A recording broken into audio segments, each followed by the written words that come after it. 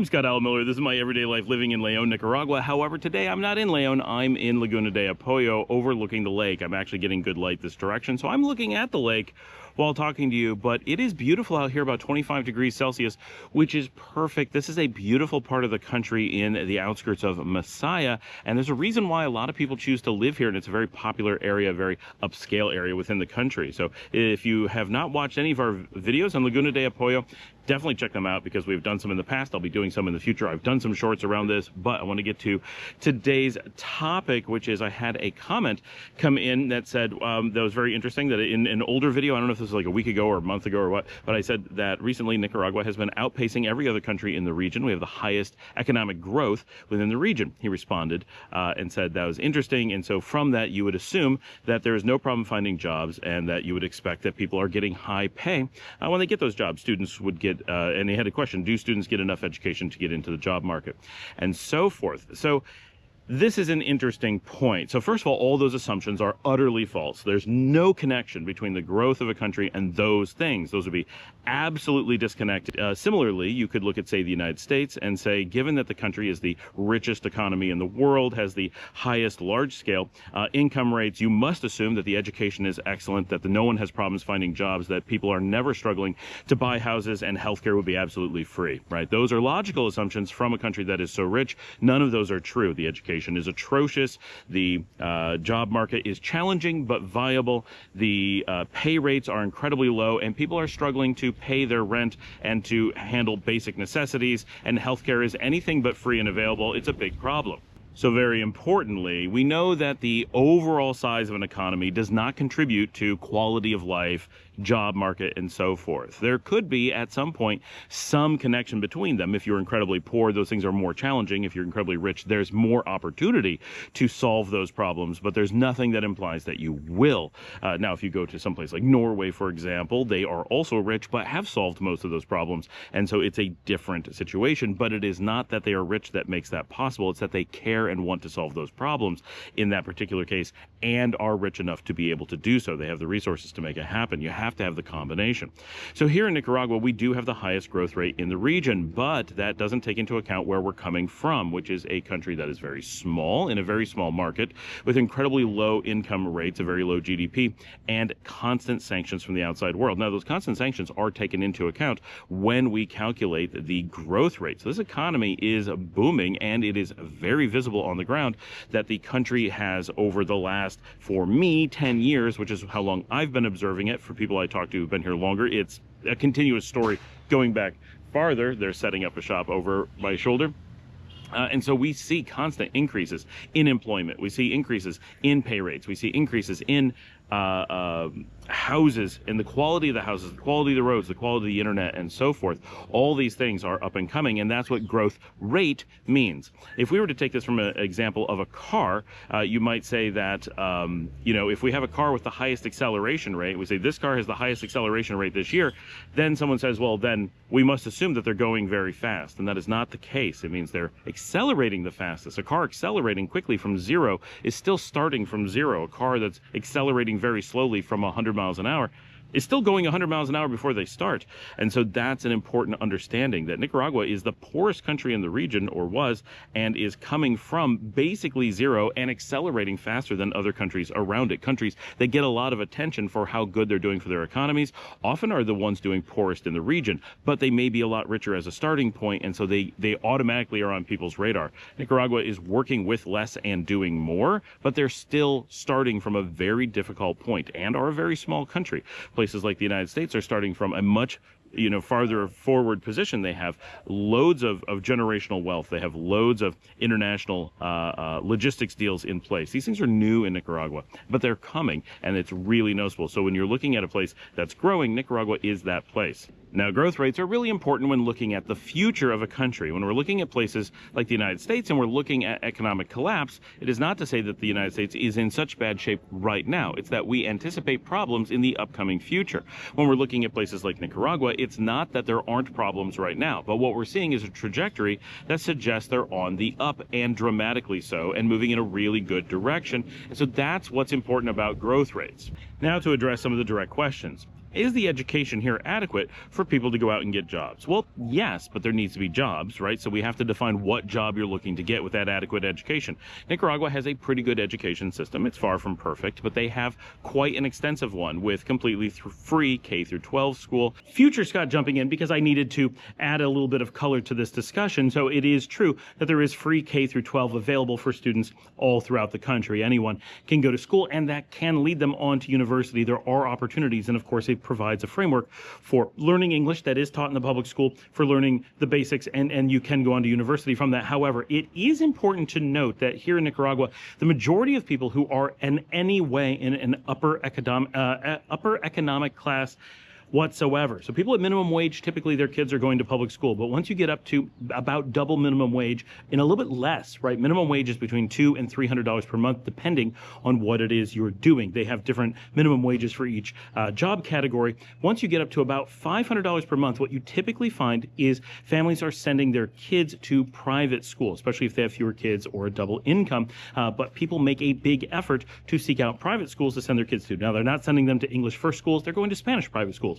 Of course, they're not going to the big national ones. In those cases, they're going to smaller local ones. And as their income level moves up, maybe to $800-900 per month, then their kids tend to go to the top ranked schools. There's a lot of different levels of schools and different opportunities available at different economic points, and depending on what you think your kids are likely going to be doing in the future. So it is true that there is free K-12, and someone did point out that if your kids are going to public school, it's generally on the poor side, and that is generally, I think, true. We would not expect the best students to be coming out of that because so many people are going to private schools. And so you find private schools around every corner. They're just as popular as public schools when you're physically driving around the city. And we do know people who've gone to public school and had good experiences and are very happy with the system. We know people who've gone to private schools and, again, very happy with the system. There are those things available. But when it comes to quality K-12 education, generally you're going to assume that it's going to be private mechanisms for that, but they are super affordable in most cases. So even before you get to middle class, unlike in the United States where generally private school is held for those who are at least at middle class or above, here it is quite a bit below the middle class markers that we see people sending their kids, even single parents working far below middle class wage rates with multiple children are still paying out of pocket to send them to private schools because that private education is seen as so valuable and important, helps them get into the universities that they want and gives them a better foundation for life. So that is super important. It's something that I missed the first time around. So in that question, is that education available at the K-12 level? Yes, but generally you're going to be finding it through very affordable, very accessible private mechanisms that prepares people for university. Now, in the United States, we have a tendency to put a lot more focus on K-12 and a lot less on university because we have more people that were focusing on trying to get into factory work. And so, at least traditionally, the education programs came from the early 1900s and have not completely adjusted since then. So there's a lot of that going on. And so there's a focus on a heavier early education and less on a later education. And you can see this in just how expensive, and it's not as bad as Americans like to say, but the U.S. does have an expensive secondary education system, one of the most expensive in the world, but not so expensive compared to its own historic prices. That's where people tend to make a comparison. People today are not paying dramatically more, and in most cases, I think the average is actually less than when I was going to university many years ago. And so it's actually on a good direction in that particular sense, but it is still super expensive. Whereas here in Nicaragua, it is free for students to go on to secondary education, and when they want to pay for private or upgraded schools, it's incredibly cheap. You may be paying things like $300 per semester. And so people have access to universities. Now, there are some private universities that are more expensive in the country, such as outside American universities that are based here, but even those are generally pretty affordable. So those options do exist. Yes, students do have an opportunity to get through K-12 for free and use that to do very basic labor, same as anywhere.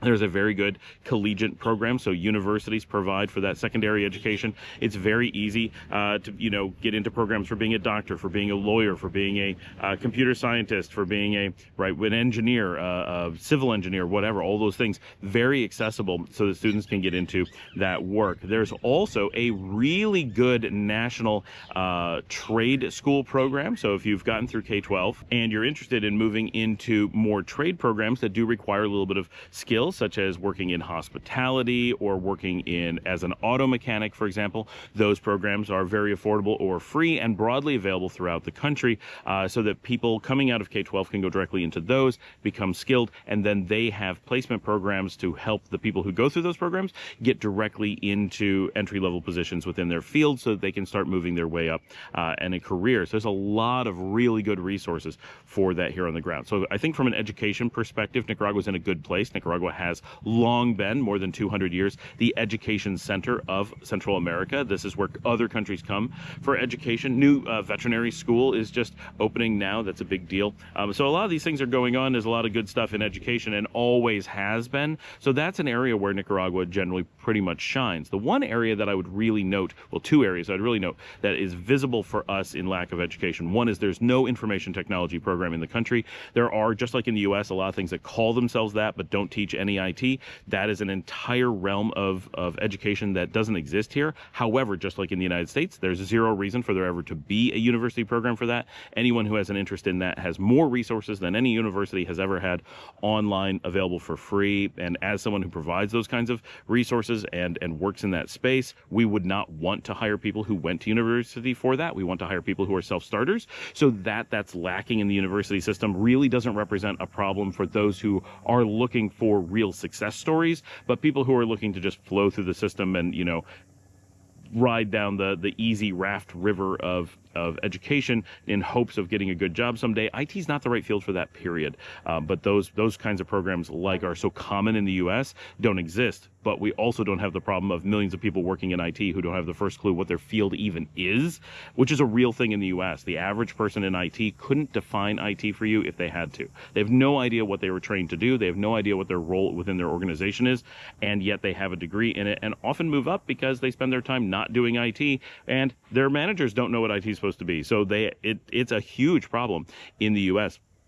Here we don't have that. It's very skill-based, so self-starters like in the U.S. can do quite well. The one thing that is very difficult here is getting an education in English. There are English education programs all over the place. However, the availability of teachers who can speak and understand clear English, those who know the actual rules and complexities of the language, those who are able to give really clear usage examples and accents, that is broadly unavailable. And so there is a real challenge for those who want to move into many online jobs, which IT, for example, software engineering, customer service, a lot of those things require English, and hospitality benefits from that. All of those would provide more jobs and more job opportunities and higher pay rates if they were available. But there's actually a lack of English speakers in the country, and they're unable to train enough to meet the demand. So that is one area that there is an educational backlog, but like other things, students who are truly motivated do have ways to do this. And just like I have friends in Romania who learned English completely on their own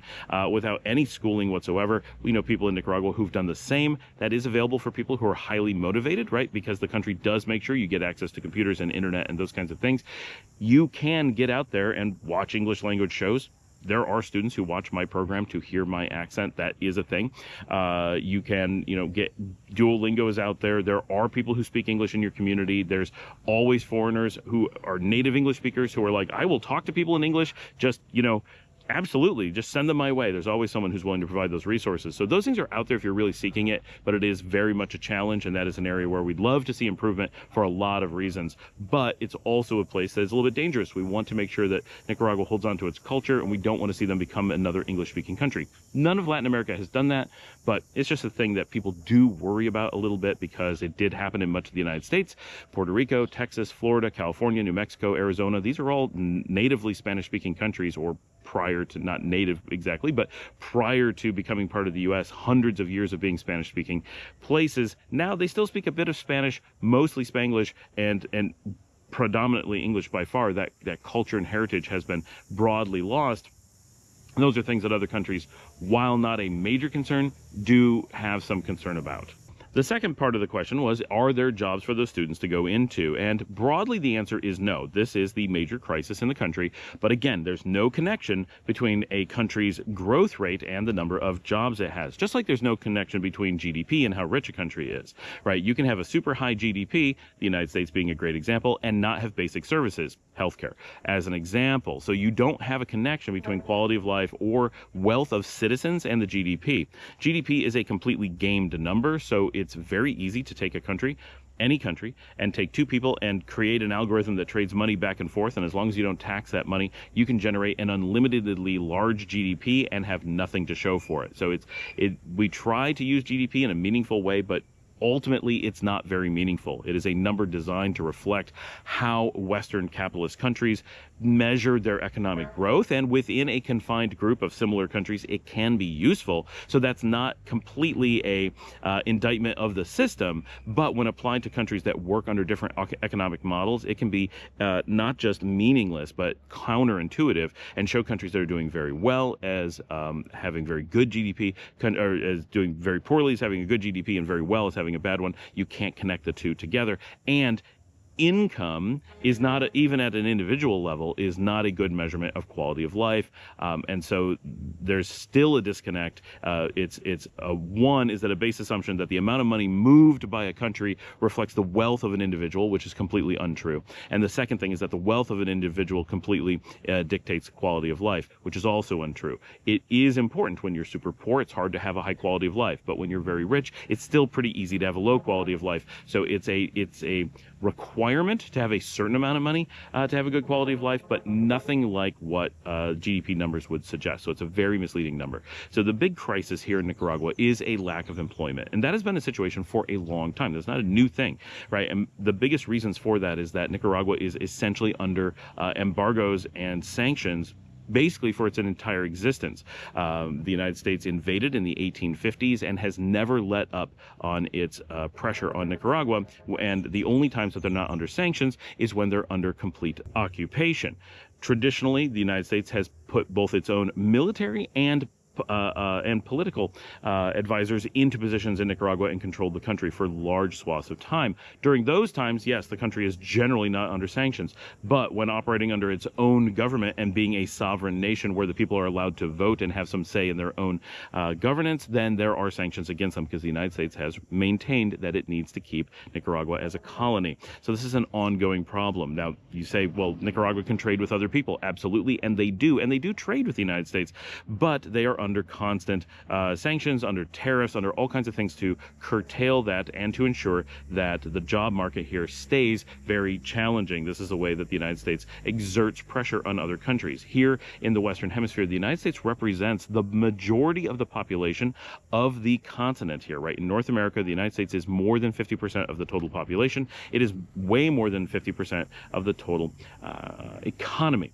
right? You can combine everything, including Panama, all the way up to Canada, and put it all together. The United States still dominates the region, much like if you were to take, Eastern Russia, Mongolia, and a few things, and China in Eastern Asia. No matter how you slice or dice it, China is the majority of the population and the majority of the economy. It just drives everything. And so if China decides to mess with its region, it can do so. If it decides it's not going to trade with someone, that country cut off. They don't have resources. Now, China's not really doing that, but the United States does. And it's even more dramatic in this region because the region's just smaller and so far away from everything, right? Nicaragua can't just trivially start shipping stuff to Europe, right? It's far away, especially food. And yes, Nicaragua does ship directly to Asia, but it's really far. There's a huge disadvantage that it doesn't have local markets that are free and open and easily viable for it. So Nicaragua is cut off, and it's in its really subtle ways that if you don't live in Nicaragua and witness this every day,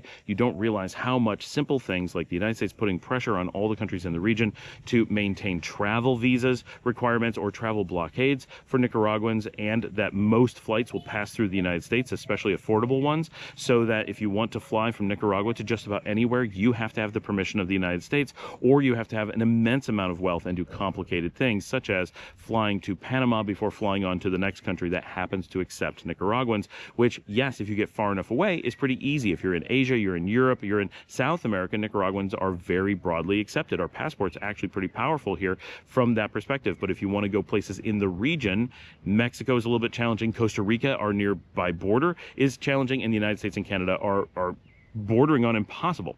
And so these barriers to travel and to seeing the world make things very difficult. Now, Nicaraguans can go to Costa Rica, but it does require a visa that they have to pay for every time. And that visa, while not expensive, is a major expense when you're Nicaraguan and the GDP is very low. The physical amount of money moving through individual people is very low. And so the ability to buy things from the outside world is very low, whereas its ability to buy things inside the country are surprisingly good. So employment across the board is a major challenge, and it's just something that is very, very hard here and is going to continue to be so. It is improving, of course, but it is a very difficult thing to just go out and create jobs, and you can't just take a country that's at something like 60% unemployment, have the largest economic growth in the region, and somehow wipe away 60%, right, of the total unemployment in the country. It doesn't work that way. If you look at the United States, they move unemployment by something like 0.5% per year, good or bad. And they're at a point in the United States where you don't know whether they should be more or less unemployment. You need some.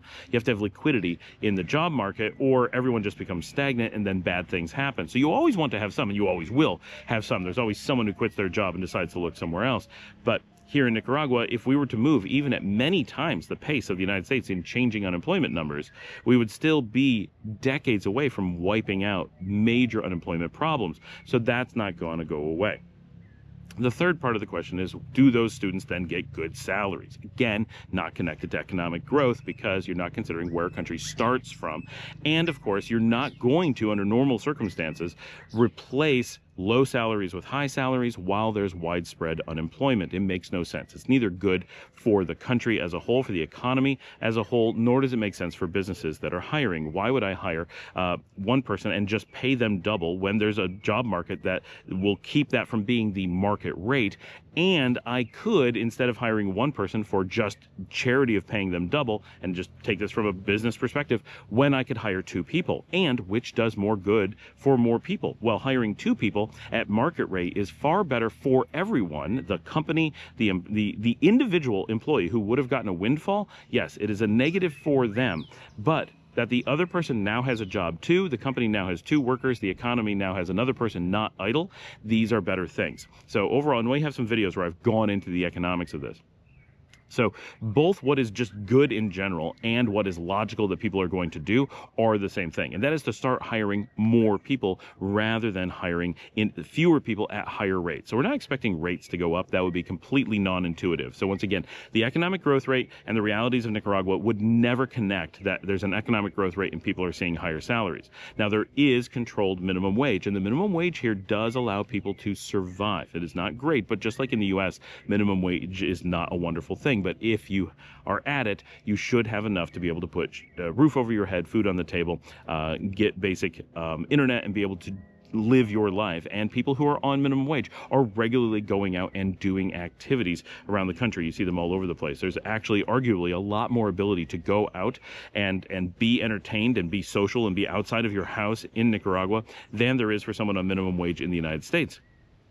It's just a very different market. Everything costs so much less that looking for high salaries doesn't really make sense. Remember, just $800 per month here will get you into middle class, where you can have a car, a house, take vacations, and so forth. You still struggle. It's still lower middle class, but think about Americans in lower middle class, right? They're still able to take vacations, they're still able to have a car, they're still able to have a house, but it's a struggle, right? That's what makes it lower middle class. But being able to do those things is important, and the same thing happens here. Because cost of living is so much different here in Nicaragua, it's misleading to Americans, or to a lot of people from around the world, when you hear about what salaries might be, and you think, well, that's a really low salary, that's not doing really well. But when you look at the overall cost of living, it's very misleading. Now, of course, salaries are low, and there is a challenge to get enough income to do the things that you want to do. That is real. But being able to buy houses, buy cars, get good health care, have a good quality of life, go out to restaurants and do things in life is much more accessible at very low income rates compared to, say, the United States. fractional income rate. So stating numbers can be very misleading. Now, of course, people are looking for higher incomes at all time, and lots of higher income jobs are entering the market. This is starting to happen more and more, both because there are more jobs from abroad that are starting to hire remotely from Nicaragua and making a point of hiring here, and that is creating a job market locally that is higher paying because they have special skills that they're demanding, for example. And more Nicaraguans are realizing that the options exist for them to do both entrepreneurial work and to work online, things that people like Jack Pittman have been pushing for years, that jobs do exist. They are out there, and many Nicaraguans are just ignoring them. Culturally, they want to take local jobs. And if you look at people on my channel who are very often looking at moving to Nicaragua and absolutely hung up on the idea that they have to find a local job. They won't work remote. They won't take a job from the country that they used to be in. They won't consider entrepreneurial. They will only consider a standard everyday salary for a local job. And then once we talk about it, normally they're okay. But they have this mindset that until we sit down one-on-one and say, this makes no sense for all these reasons. This is, you've got something in your mind that you're not letting go of, and it's going to cripple you economically. Well, many Nicaraguans have this exact same mindset, and it's a huge fight to say, look, if you do these things, or there's so many jobs out there that are available to you, things you can do, they just don't realize it, or knowing it, it's not something that they want to do. They want to have a traditional job in person in the country with those lower salary rates. And so are there jobs available to people? Yes, there's actually many jobs available. There's good education available and good salaries and good jobs available. Maybe not enough for everyone, but more than are being taken advantage of. So those opportunities do exist for students or graduates who are motivated and looking to go down those paths. And of course, many Nicaraguans do get a local education and then move abroad for work and send remittances home, which is very good for the economy, and that is just part of living in small countries. The same thing happens in Europe. You have a tendency to work and live over different borders because they're very small. In the United States, we don't think of it that way, but we often do the same things, living and working in different states. The United States is a collection of small sovereign countries, just like the EU is. They're slightly different, but in many ways, the US is more like individual countries than the EU is. And here in Central America, they are more sovereign than either of those two, but still there is a certain amount of just international globalization that goes on in most places. Americans and Chinese, for example, don't tend to see this because they have such enormous local markets, and they see the movement internally of their country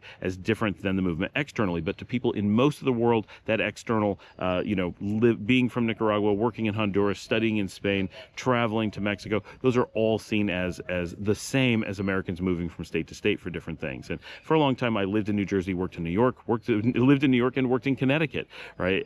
Drove all over the country, lived in Europe, but worked in California and so forth. And that's quite normal. When we're doing it in the United States, we don't think about it in those terms, but in Nicaragua, because it's such a small place, you see that a lot. So that is happening as well. And it's just part of the overall economic picture. So you have to understand these things. So at the end of the day, Nicaragua is still struggling. It still needs job creation. That is still the number one driving thing. Nothing has changed when we say that, the number one thing you can do to make a difference is create jobs, and the number one thing you can do that will not be allowed is anything that takes jobs away. So you can't come in and try to get a job yourself. That will never fly, because that is the big problem. Second to that, and far second to that, is the low salary rates, right? If everyone was employed, those low salary rates would, one, not be as big of an issue, because instead of one person on low salary having to support two people, there'd be two people on that same low salary, double the money for the same number of people in most cases, kind of thing. And so that money just goes a lot farther without really raising cost of living. Then once we have enough employment, they will naturally start raising the salary rates, and those will come up as just a matter of course. But you have to have one before the other, or things just don't make sense, and they will fall apart. It's unsustainable.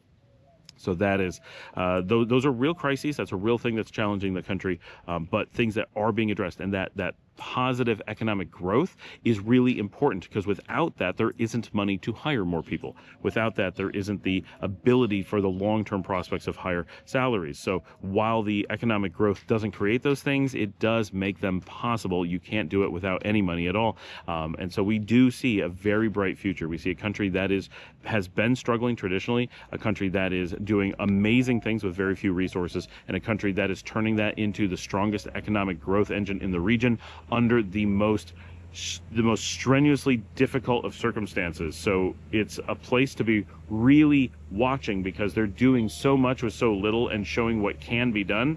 And I think hope for a brighter future in a place that's already an amazing place is something that there is no shortage of. So thank you for joining me. Like and subscribe. If you'd like to help support the channel, you can buy me a coffee at buymeacoffee.com/ScottAllenMiller, which doesn't just help support the show, it actually ends up coming into the Nicaraguan economy. So you're helping all of this as well, because everything that we get here gets spent here in country.